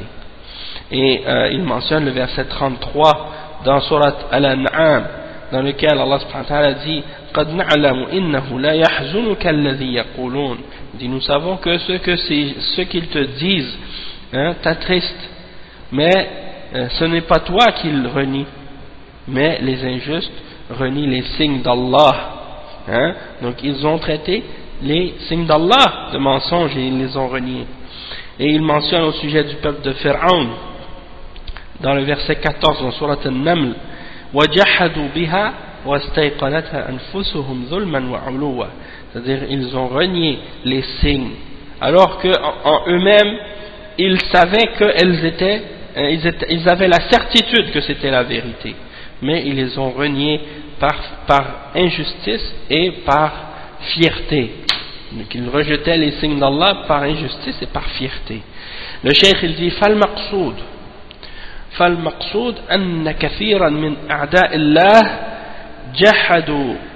جحدوا عنادا لا عن شك فيما جاء به الرسل، ولكن يحمله الجحد أو حب المال مثل ما فعل بلعام الذي انسلخ من دينه نسأل الله العافية، وهو يعلم أن موسى جاء بالحق ومع هذا يدعو عليه وعلى بني إسرائيل طاعة لقومه وإيثارا للدنيا على الآخرة حتى أهلكه الله وانسلخ من العلم والإيمان نسأل الله العافية. Donc le cheikh il dit, et qu'est-ce qui est important de comprendre maintenant, c'est que beaucoup d'entre les ennemis d'Allah, ils renient par arrogance et par orgueil et non pas par doute, de ce que les messagers leur ramènent. C'est pas parce qu'ils doutent, c'est pas parce qu'ils savent pas que c'est la vérité.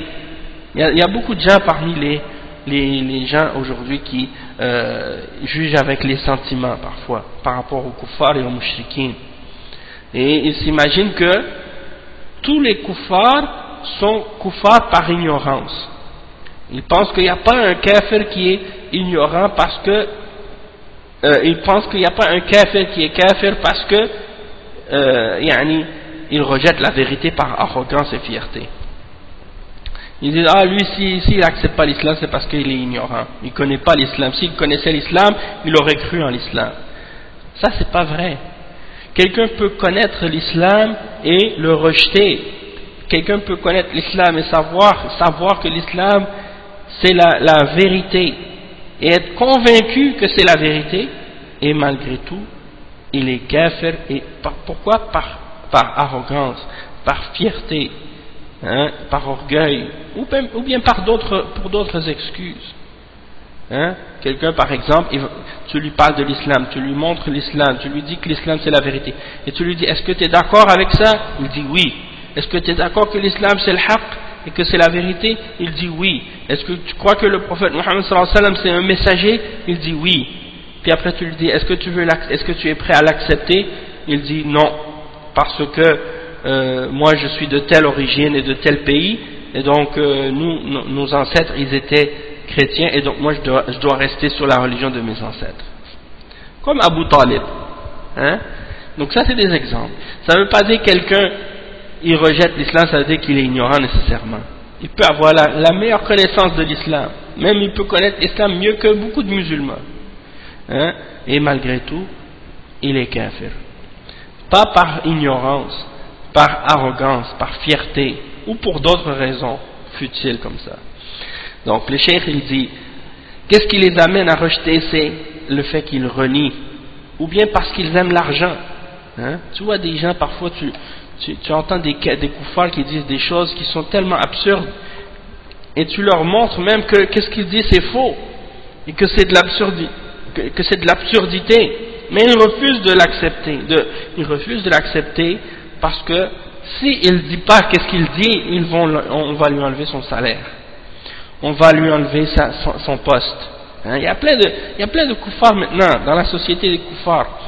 S'ils commençaient à glorifier l'islam et à dire du bien de l'islam, ils vont les mettre à la porte de leur travail, comme par exemple des journalistes ou des gens qui travaillent dans les médias ou dans la radio. S'ils commencent à glorifier l'islam et à dire du bien de l'islam, on va les mettre à la porte. Et eux, ils ont réussi à avoir un poste, avoir un prestige, avoir de la popularité, de la célébrité.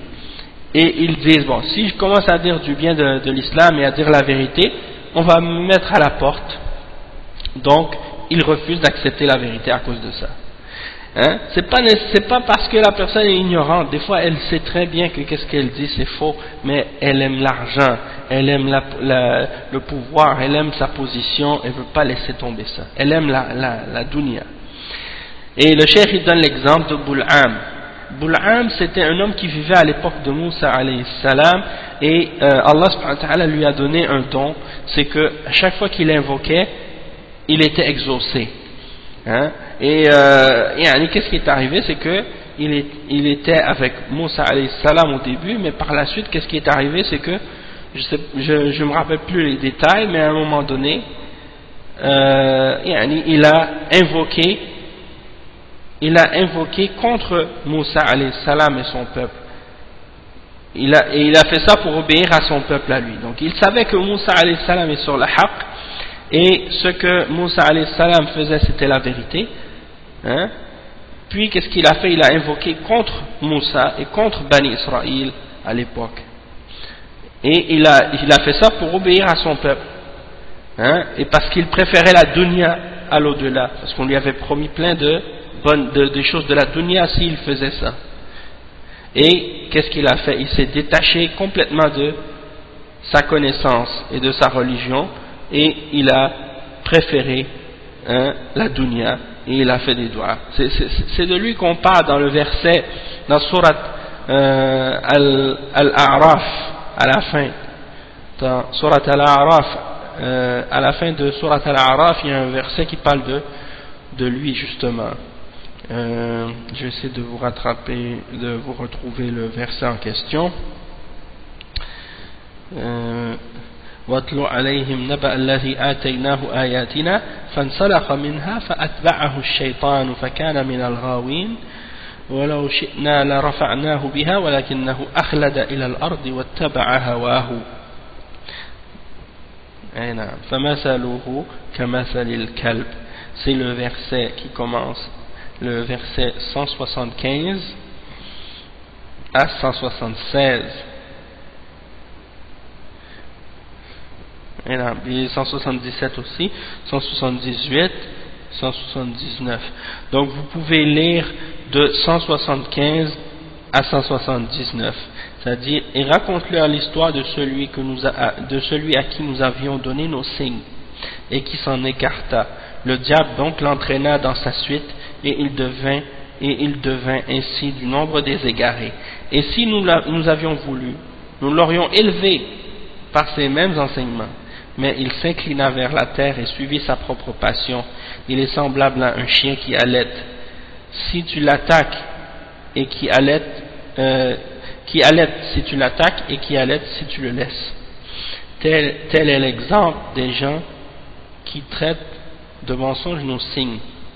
Eh bien, raconte le récit, peut-être réfléchiront-ils.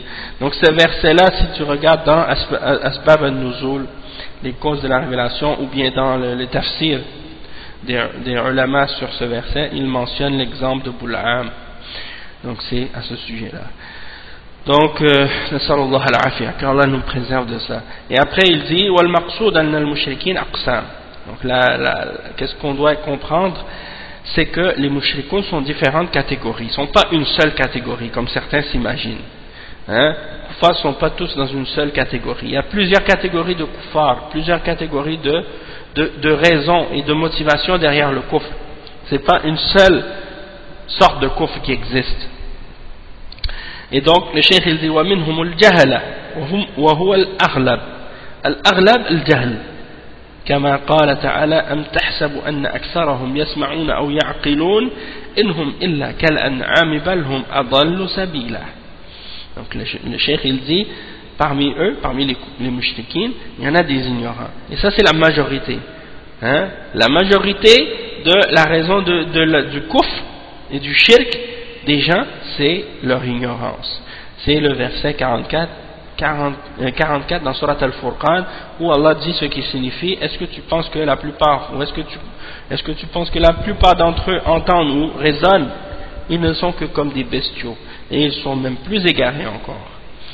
Donc ça c'est l'état de la majorité des kuffars et des mouchriquines, et malgré tout, malgré leur ignorance, ce sont des kuffars et des mouchriquines quand même. Sauf que c'est des kuffars ignorants. c'est des mushrikines ignorants. Ensuite le cheikh dit ومنهم من يكفر جحدا أو جحدا وعنادا وتكبرا وإلا هو يعلم أن الحق مع الأنبياء ومع المؤمنين ولكن يقول أنا ما أتبع هؤلاء ولا أكون تبعا لهؤلاء ولا يرضى أن يكون تبعا للمسلمين تكبرا وعنادا وبغيا أو من أجل مال يعطى إياه أو وظيفة يأخذها ولو أسلم لنزعت منه فيترك الإسلام من أجل الوظيفة أو من أجل المال الذي يتقاضاه أو من أجل محبة الأقارب يكون معهم في كفرهم وما أشبهه كما جرى لكثير من كفار قريش وغيرهم حملهم البغي والحسد والجحود والتكبر على إنكار الحق وعدم الرضا به كأبي جهل وعتبة ابن ربيعة وشيبة ابن ربيعة وغيرهم ومثل أبي طالب عم النبي صلى الله عليه وسلم وما أشبههم.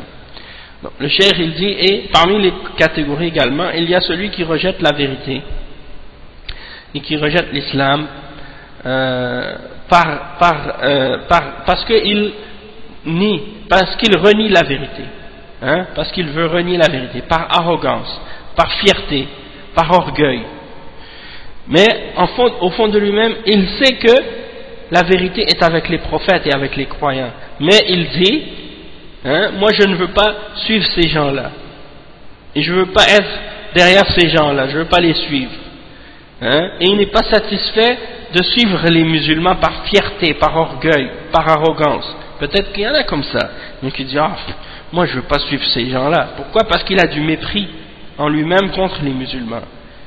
Et il se pense supérieur. Alors à cause de ça, il est fier, il est arrogant. Il ne veut pas devenir musulman parce qu'il s'imagine qu'il est plus évolué, plus civilisé à cause de ça. Ou bien il refuse d'accepter l'islam parce qu'on lui donne de l'argent, ou parce qu'il a un poste, ou parce qu'il a une situation. Et donc il dit, mais si je deviens musulman, je vais perdre tout ça. Les gens vont me voir comme étant mauvais, ou bien comme étant faible, ou des choses de ce genre. C'est quelqu'un comme par exemple quelqu'un qui est haut placé, comme le pape, ou comme par exemple une personne qui est haut placée dans la société des koufars de l'Europe ou d'autres pays parmi les pays du kufr, qui sont dans des positions élevées de pouvoir et de prestige, ou qui ont des postes dans les médias ou des choses comme ça, et ils voient l'islam, ils voient que c'est la vérité, puis il refuse de l'accepter parce que il dit, si je deviens musulman, eh bien on va m'enlever ça, on va m'enlever ça, puis je pourrai plus le faire. Et puis il y a beaucoup de gens aussi dans le milieu des milieux de choses haram, par exemple, des gens qui font de la musique, qui font du rap, ou qui font des choses comme ça ou d'autres, et qui disent, je peux pas devenir musulman, même si je sais que c'est la vérité, je peux pas suivre ça parce que sinon je dois abandonner ça, je dois arrêter de faire la musique, et là je vais perdre ma célébrité, je vais perdre mon argent, je vais perdre ci et ça. Donc il dit, moi dans ce cas-là je vais pas accepter l'islam, je vais rester comme ça dans le coffre. Tout ça c'est des exemples qui peuvent faire que quelqu'un rejette la vérité, malgré qu'il sait que l'islam c'est le haqq. Et donc le cheikh il dit, il abandonne l'islam à cause de son travail, à cause de son poste, à cause de l'argent qu'on lui donne, ou bien à cause du fait qu'il aime ses proches, il ne veut pas leur faire de la peine, il veut rester avec eux, il sait que sa famille sont des mouchriquines, des koufars, et si je deviens musulman, ils vont être tristes, ils vont être en colère contre moi, donc je vais rester dans le coffre, malgré qu'il sait que l'islam c'est le haqq. Donc tout ça c'est arrivé parmi les koufars de Quraysh, et parmi eux, certains ont été poussés par la jalousie, ou par le reniement de la vérité, ou par orgueil, ou parce qu'ils passent par transgression, ou par rejet de la vérité, ou par satisfaction, par le fait qu'ils n'étaient pas satisfaits de la vérité, ou des choses comme ça. Donc, comme l'exemple de Abu Jahl, de Utba ibn Rabi'a, de Shayba ibn Rabi'a et de d'autres également. L'exemple de Abu Talib aussi, l'oncle du prophète sallallahu alayhi wa sallam, et d'autres comme ça, il y en a plein comme ça. Même j'ai même rencontré des gens parmi des gens que je connaissais parmi les Haïtiens quand je les ai appelés à l'islam. Il y en a un qui refusait de se convertir à l'islam, malgré qu'il disait oui, je suis d'accord, l'islam c'est la vérité et tout, mais moi je peux pas arrêter de manger du porc parce que j'aime trop le porc, hein. Et les Haïtiens ils mangent il y a le plat national haïtien si on veut, le plat le plus connu là en Haïti, celui que les Haïtiens aiment le plus, c'est le griot. Et le griot c'est du porc grillé. Hein? Et donc ils aiment tellement le griot là, c'est comme il y en a qui à cause de ça, c'est comme lui il me disait moi je peux pas arrêter de manger du griot, donc je veux pas accepter l'islam, hein? Malgré qu'il dit oui je sais l'islam c'est la vérité mais je peux pas me passer de ça. A'udhu billah. Donc t'imagines, il y en a un autre qui me dit non je peux pas devenir musulman, je veux pas abandonner la danse, hein? J'aime trop danser, hein? Moi je pourrais pas me passer de ça. Donc c'est des exemples comme parfois pourquoi quelqu'un refuse d'accepter la vérité pour des choses très futiles, alors que si elle réfléchissait cette personne puis qu'elle pensait à qu'est-ce qui l'attend dans l'au-delà, hein, l'enfer éternel, pour un petit plaisir ou un poste ou quelque chose de futile parmi les choses de la dunya, tu refuses d'accepter le haqq et tu brûles dans l'enfer pour l'éternité pour ça, est-ce que ça vaut la peine? Donc on va s'arrêter ici pour aujourd'hui et puis on va continuer la semaine prochaine, Inch'Allah. Subhanakallahumma wa bihamdik. Ashhadu an la ilaha illa ant. Astaghfiruka wa atubu ilayk. Barakallahu fikum wa jazakumullahu khayran. Wa sallallahu wa sallam ala nabiyyina Muhammad wa ala alihi wa sahbihi ajma'in.